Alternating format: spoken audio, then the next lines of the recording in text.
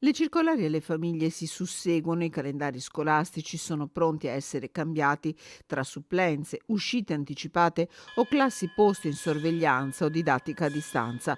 La pandemia sta colpendo in modo duro le scuole che si trovano a dover operare su più fronti, tra questi quello degli insegnanti che mancano. Io ho suggerito due soluzioni al ministro Bianchi. Primo, quello di richiamare i docenti in quiescenza, in pensione, così come è stato fatto per i medici. E il secondo è quello dell'autotest. Scuole come la sanità, con il rientro volontario degli insegnanti in pensione e l'autotest per bloccare sul nascere possibili contagi.